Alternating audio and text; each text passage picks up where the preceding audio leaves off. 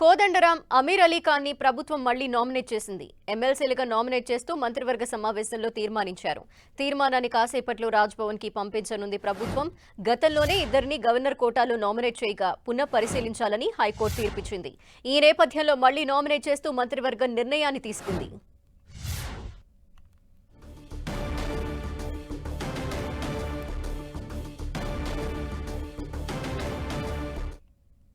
మరింత అదనపు సమాచారం మా ప్రతినిధి కరుణాకర్ అందిస్తారు. కరుణాకర్,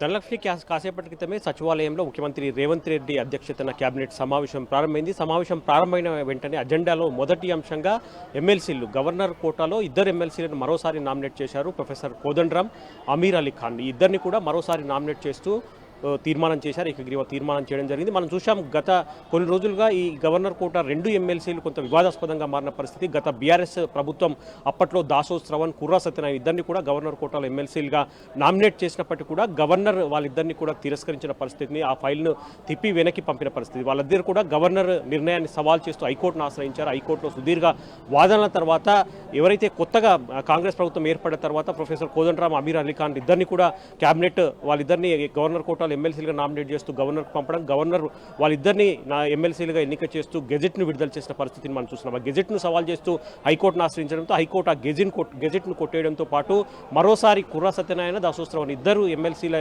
అంశాన్ని పునఃపరిశీలించాలని చెప్పి హైకోర్టు ఆదేశించింది. ఈ హైకోర్టు ఆదేశాల మేరకు మరోసారి ఈరోజు క్యాబినెట్లో నిర్ణయం తీసుకోవడం జరిగింది. మళ్ళీ అదే కోదండరాం, ప్రొఫెసర్ కోదండరాం కావచ్చు, అమీర్ అలీ ఖాన్ వీళ్ళిద్దరిని కూడా గవర్నర్ కోటాలో నామినేట్ చేస్తూ కాసేపటికి నిర్ణయం తీసుకున్నారు. మరికాసేపట్లో క్యాబినెట్ సమావేశం ముగిసిన వెంటనే ఈ తీర్మానం కాపీ రాజ్భవన్కు వెళ్ళనుంది. రాజ్భవన్కు వెళ్ళిన వెంటనే రాజ్భవన్ కూడా ఏమాత్రం ఆలస్యం చేయకుండా గవర్నర్ కూడా వాళ్ళిద్దరిని ఎమ్మెల్సీలుగా నామినేట్ చేస్తూ గెజెట్ విడుదల చేసే అవకాశం కనిపిస్తుంది. ఈరోజు కేబినెట్ సమావేశంలో చాలా కీలక అంశాలు చర్చకు వస్తున్నాయి. ఎందుకంటే లోక్సభ షెడ్యూల్, ఎన్నికల షెడ్యూల్ ఏ క్షణంలో అయినా విడుదలయ్యే అవకాశం కనిపిస్తుంది. కాబట్టి అంతకు ముందే ప్రభుత్వం తీసుకోవాల్సిన కీలక నిర్ణయాలన్నీ కూడా తీసుకునే అవకాశం కనిపిస్తుంది. ఎందుకంటే ఎన్నికల కోడ్ వచ్చిందంటే మళ్ళీ కొత్త పథకాలు, కొత్త నిర్ణయాలు తీసుకునే అవకాశం లేదు. కాబట్టి అందులో ప్రధానంగా మహిళా సాధికారతపై తెలంగాణ ప్రభుత్వం దృష్టి సారించింది.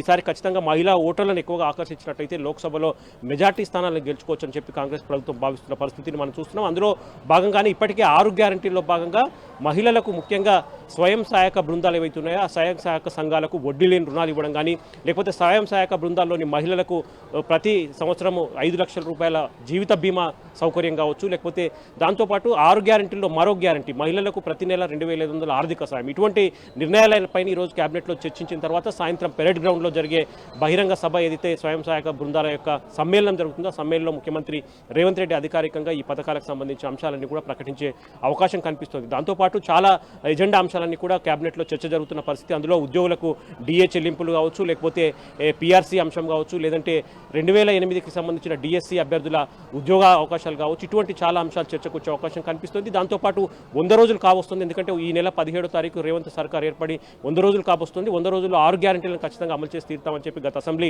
ఎన్నికల్లో హామీ ఇచ్చారు. కాబట్టి ఇప్పటికే 5 గ్యారంటీలను అమలు చేస్తున్న ప్రభుత్వం మరో మహిళలకు 2,500 రూపాయల పథకం కావచ్చు, లేకపోతే కొత్తగా రాష్ట్రంలో అభివృద్ధి సంక్షేమ కార్యక్రమాలకు సంబంధించిన అంశం కావచ్చు, లేకపోతే కొత్తగా రేషన్ కార్డులు జారీ చేసే అంశం కావచ్చు, ఇటువంటి కీలక అంశాలన్నీ కూడా ఈరోజు చర్చకు వచ్చే అవకాశం కనిపిస్తుంది. దాంతోపాటు కాళేశ్వరంపై ఇప్పటికే సిట్టింగ్ జడ్జితో విచారణ జరిపించాలన్నప్పుడు అది వీలు కావడం లేదు. కాబట్టి హైకోర్టు రిటైర్డ్ జడ్జి కానీ సుప్రీంకోర్టు రిటైర్డ్ జడ్జితో పూర్తి స్థాయిలో కాళేశ్వరం సంబంధించిన అవినీతిపై విచారణ జరిపించాలని చెప్పి కూడా ఈరోజు కేబినెట్లో ఏకగ్రీవ తీర్మానం చేసే అవకాశం కనిపిస్తుంది. ధనలక్ష్మి. Thank you Karunakar.